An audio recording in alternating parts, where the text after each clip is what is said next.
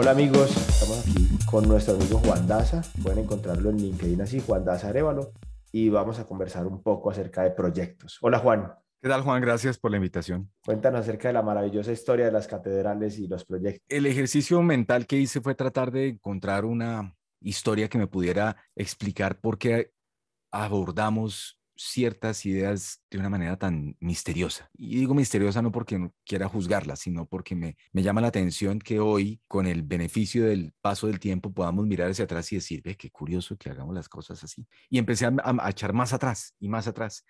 Y tuve la suerte de trabajar en radio muchos años con un intelectual, Jürgen Holberg, que dirigió una emisora universitaria muchos años. Y él me ayudó a entender esto a través de las catedrales. El escolástico había sido jesuita. Entonces me decía, vea, Daza, mire bien las catedrales del mundo. ¿Dónde están? ¿Dónde las hicieron? Entonces cogíamos un mapa y mirábamos Francia, Colombia, México, muchos países y nos dábamos cuenta de los lugares en los que se establecían las catedrales. En un porcentaje altísimo, si no total, todas estaban cerca de una cantera. Todas tenían al lado una cantera, porque una catedral está hecha de piedra. Entonces, yo no puedo aspirar a hacer una catedral en un lugar remoto donde tenga que llevar la piedra durante muchos kilómetros, pues porque entre el costo, el trabajo, el esfuerzo y las condiciones históricas de ese momento de construcción que van desde el siglo XIII en adelante, pues había que hacer un ejercicio de movilización muy fuerte de recursos y de talento y de energía y de costos. Entonces las catedrales, primer truco, están diseñadas cerca de una cantera. Eso significa que yo puedo construirla a partir de ciertas historias. Eso pasó mucho en Latinoamérica, por ejemplo.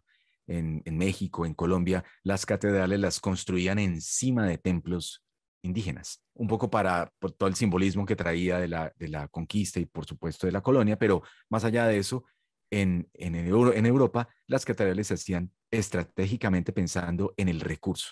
Entonces, la gestión de la construcción de una catedral, que era un proyecto de años, porque generaciones enteras trabajaban en eso, tenía que ver con, tengo unos riesgos de por medio, y esos riesgos son, voy a tener escasez de materiales. Entonces, ¿qué hago? Disminuyo la menor cantidad de riesgo gestionándola cerca de un lugar donde pueda encontrar esos materiales. Otra cosa es quiénes van a hacer ese espacio, porque lo que hago es que construyo el espacio y es una obra de Dios y tengo una reliquia. Casi siempre había una reliquia que atara a la catedral para que la gente fuera a ver esa catedral que tenía que ver con una parte de un santo, ropa, partes del cuerpo, lo que fuera, que son reliquias importantes para esos lugares por lo que representan simbólicamente. Y eso era parte también del sentido de valor de esta construcción.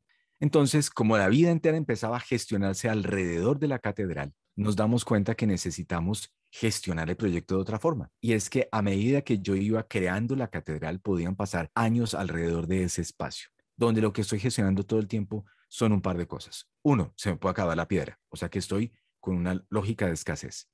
Y dos, riesgo.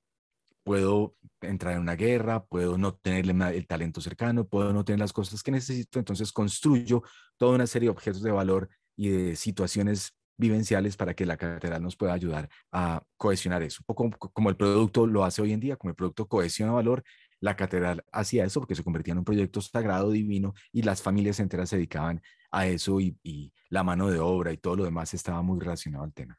Esta idea yo la traje a colación porque empecé a ver que los proyectos se habían convertido, o los proyectos de desarrollo de software se habían convertido en catedrales.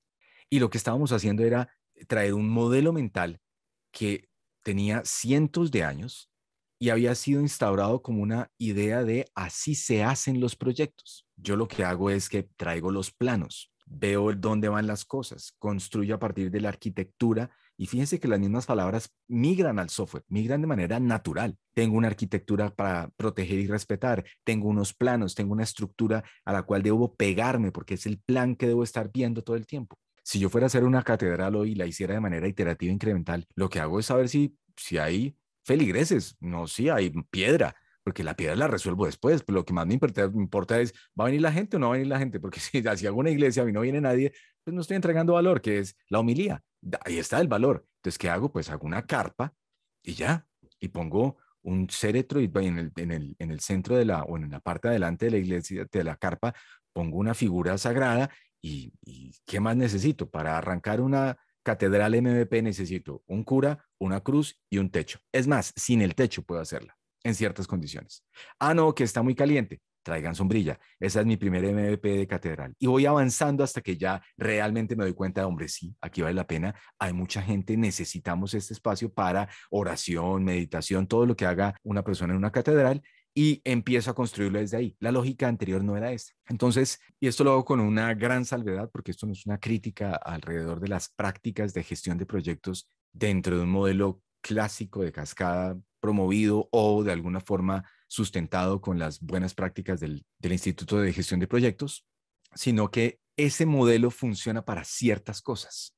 Entonces, no es ellos, nosotros, o versus una cosa de otra, porque yo acabo de hacer una catedral que tiene unas características livianas, donde el valor está en la homilía. Pero si el valor es un acto político y yo necesito tener una catedral porque el obispo, porque el alcalde, porque, bueno, entonces ya el valor cambió. No es la homilía y los feligreses, sino tengo un proyecto político de ciudad y necesito concentrar a la gente en el espacio más lindo del mundo.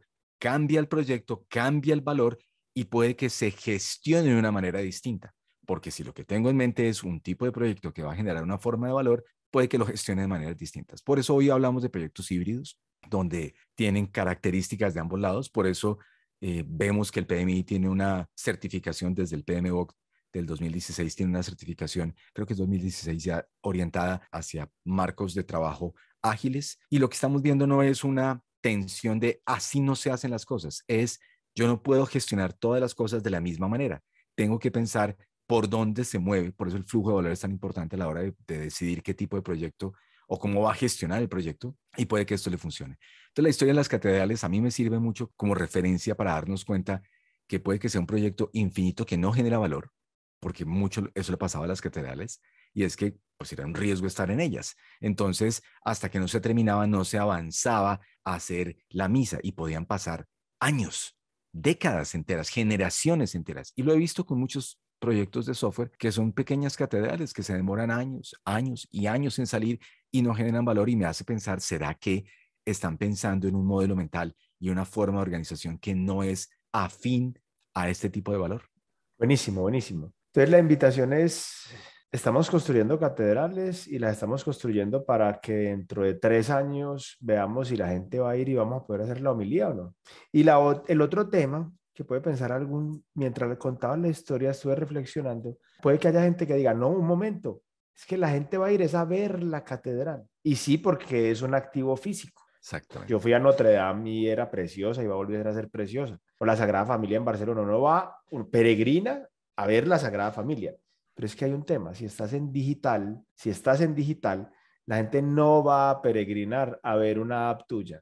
No va a Uf, pasar. La gente no va a entrar a Mercado Libre a ver, ay, qué lindo Mercado Libre. Ya visité Mercado Libre, imagínate lo bueno que tienen. O a Spotify o a cualquiera de esas. A Platzi, a Rappi. No va a pasar. La gente entra a un activo digital única y exclusivamente porque ese activo digital le genera valor. Si no, no va a entrar. Y si vas a ver un museo, no es que entró porque hay un museo digital. Claro, el valor es lo que ves en el museo digital.